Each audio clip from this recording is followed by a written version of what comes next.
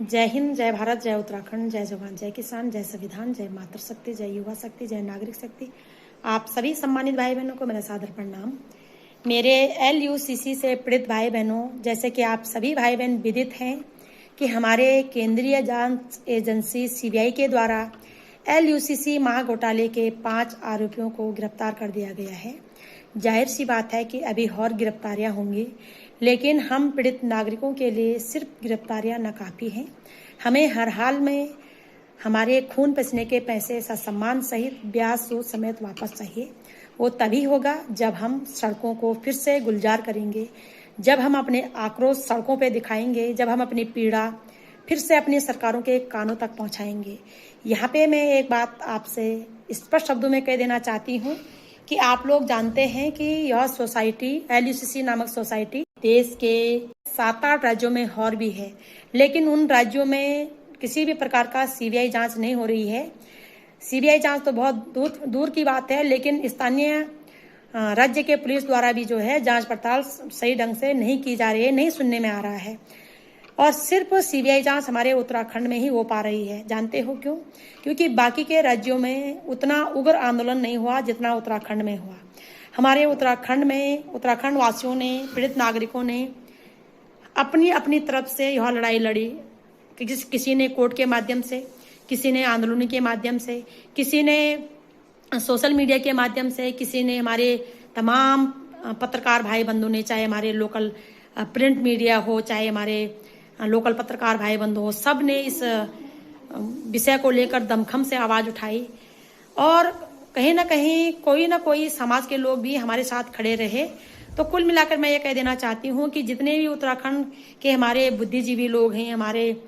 न्याय संगत लोग हैं, सबने इस संदर्भ में आवाज उठाई। तब जाकर कहीं CBI की जांच हुई, तब जाकर कहीं शासन प्रशासन और कहीं ना कहीं माननीय न्यायालय भी हमारे पक्ष में आकर इस समय चर्चा कर रहे हैं। यदि हम भी बाकी प्रदेशों की तरह ठंडे बस्ते में चले जाते, तो जैसे बाकी प्रदेशों में ढंग से जांच पड़ताल नहीं हो रही है, वैसे हमारे उत्तराखंड में भी नहीं होती है। तो ये बात तो सभी को माननी पड़ेगी कि हमारे यहाँ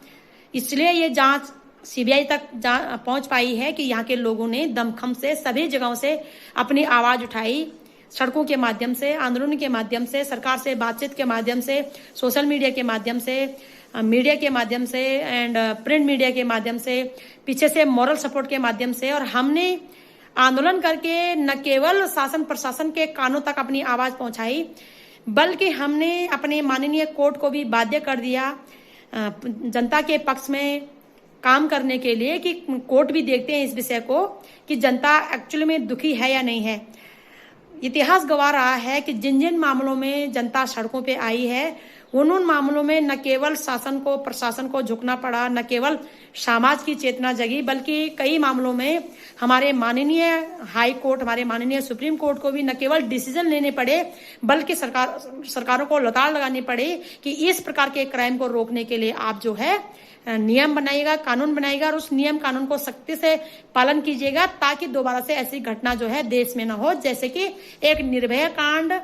के संदर्भ में पॉक्सको एक्ट बनाया गया है, जो इस बात का प्रमाण है कि जब जनता उग्र हुई, जब जनता ने सड़कों पे आंदोलन किया, तब जाकर उन आरोपियों को फांसी भी हुई। और हमारे माननीय सुप्रीम कोर्ट को, सरकार को लताड़ लगानी पड़ी कि इस विषय में कठोर से कठोर कानून बनाया जाए, ताकि आने से कोई भी पापी किसी भी माँ बहन बेटी को छेड़े तो उसे सीधे सीधे पॉक्सको एक्ट में जो है उसके जेल के अंदर डाला जाएगा, कोई जमानत नहीं होगी। और जो नाबालिग है, जो भी इसमें बयान देगी, उसी का बयान जो है सर्वमान्य माना जाएगा। तो इसी प्रकार से हमारे LUCC का मामला भी है कि जब हम सभी पीड़ित नागरिकों ने दमखम से सड़कों पे आवाज उठाई, वो चाहे किसी भी प्रकार की आवाज हो, हमारा यहाँ से दिल्ली पैदल जाना हो या कई बार देहरादून जाना हो, राज्यपाल महोदय के यहाँ जाना हो, चाहे हर डिस्ट्रिक्टों में जाना हो, चाहे हर थानों में जाना हो, हर तहसीलों में जाना हो, ये तमाम संघर्ष इस बात का प्रमाण है कि शासन को भी सुनना पड़ेगा, प्रशासन को भी सुनना पड़ेगा और हमारे माननीय न्यायालय को पीड़ित नागरिकों के पक्ष में काम करना पड़ेगा। मेरे भाई बहनों, अन्यथा जैसे बाकी प्रदेशों में मामला ठंडे बस्ते में है, वैसे ही यहाँ भी मामला ठंडे बस्ते में जा चुका होता और दुर्भाग्यपूर्ण हमारे कई पीड़ित नागरिक जो है आत्महत्या जैसे जघन्य कदम उठा चुके होते, तो ये आंदोलन न केवल हमारी अधिकारों की लड़ाई है, ये हमारे मॉरल सिस्टम को मजबूत बनाने की लड़ाई है, हमारी मानसिक अवस्था को मजबूत बनाने की लड़ाई है, एक दूसरे को शक्ति देने की लड़ाई है, एक दूसरे का साथ निभाने की लड़ाई है और अंदर से आंतरिक तरीके से मजबूत होने की लड़ाई भी है। तो इस संदर्भ में हम लोगों ने एक बार फिर से ठान लिया है कि हम लोग 31 मई रविवार के दिन दिल्ली जंतर मंतर में जो है इस आंदोलन को उग्र करेंगे, अपनी सरकारों को अपनी पीड़ा सुनाएंगे और न केवल पीड़ा सुनाएंगे, सरकारों को बाध्य करेंगे कि इस प्रकरण को जल्द से जल्द निपटाएं और पीड़ित नागरिकों का पैसा उन्हें सम्मान सहित वापस दें। मेरे भाई बहनों, इस संदर्भ में हम लोगों ने न केवल पीड़ित नागरिकों की आवाज शासन प्रशासन तक पहुंचाई, बल्कि हमने जन जन तक, गांव गांव तक इसकी चर्चा करी। आज हर व्यक्ति के मन में एलयूसीसी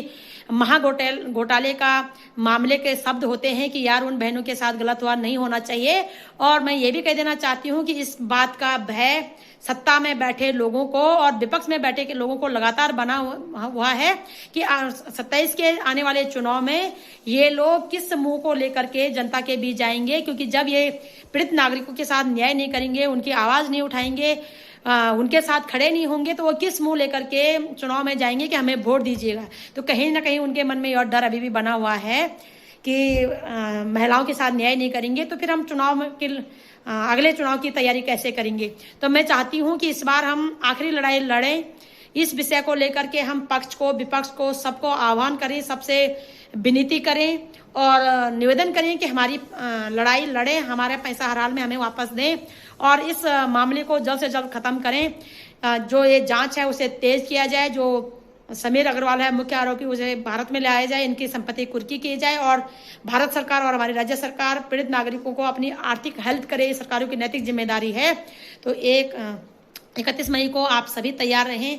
ताकि हम लोग अपनी लड़ाई को उग्र कर सकें। फिर ध्यान रहे कि बिना रोए माँ भी दूध नहीं पिलाती अपने बच्चे को। तो इस संदर्भ में हम सभी भाई बहनों को फिर से एक बार कमर कसना होगा, अपनी आवाज अपनी सत्ता तक पहुंचानी होगी, अपनी जनता का सपोर्ट मांगना होगा, पक्ष विपक्ष दोनों से निवेदन करना होगा और जितने भी हमारे सोशल मीडिया के भाई बहनों ने, हमारे तमाम लोकल पत्रकार भाई बंधुओं ने, लोकल प्रिंट मीडिया के भाई बंधुओं ने हमारा साथ दिया, आगे भी हम उम्मीद करते हैं कि हमारा साथ देंगे। लेकिन सबसे पहले एलयूसीसी से पीड़ित भाई बहनों को इसमें मजबूती से आगे आना होगा, लड़ाई लड़ना होगा। जब तक आप लोग आगे नहीं आओगे तो ये नहीं तो 10 साल 20 साल तक चलता रहेगा और सीबीआई जांच चलती रहेगी, कोर्ट का मामला चलता रहेगा और तब तक कई लोगों के साथ कुछ भी अनर्थ हो सकता है। तो किसी के साथ अनर्थ ना हो तो ये लड़ाई तेज करें, शासन प्रशासन पर दबाव बनाएं और सरकार से स्पेशल आर्थिक फंड की हम डिमांड करेंगे कि तब तक पीड़ित नागरिकों को जो है हेल्प कीजिएगा। आशा नहीं पूर्ण उम्मीद करूंगी आप लोग जरूर जागरूक हैं। बहुत बहुत धन्यवाद।